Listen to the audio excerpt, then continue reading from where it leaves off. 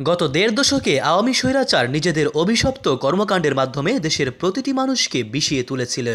সুতরাং এই সন্ত্রাসীদের বাংলাদেশের জমিনে আর রাজনীতি করার কোনো অধিকার নেই বলে জানিয়েছে পীর সাহেব চরমোনাই। সোমবার এক সংক্ষিপ্ত বিবৃতিতে ইসলামী আন্দোলন বাংলাদেশের আমির মুফতি সৈয়দ মোহাম্মদ রেজাউল করিম পীর সাহেব চরমোনাই বলেন, গত 15 বছরের বেশি সময়ে শুধু আওয়ামী লীগ তাদের দোসর ছাড়া সবাই ছিল মাজলুম, আর তারা ছিল জালিম। অতএব তাদের প্রতি নম্রতার কোনো সুযোগ নেই। ক্ষমতার অপপ্রয়োগ, অধিকার হরণ, জুলুম নির্যাতন, গুম খুন, এমনকি দেশের স্বাধীনতার সার্বভৌমত্ব বিকিয়ে দেয়া সহ হেন কোনো কাজ নেই যা তারা করেনি। ফলশ্রুতিতে সাধারণ ছাত্র বিক্ষোভের সাথে নিঃস্বার্থভাবে একাত্মতা পোষণ করে এবং স্বৈরাচার পতনে একদফা দাবিতে অকাতরে জীবন বিলিয়ে দেয়।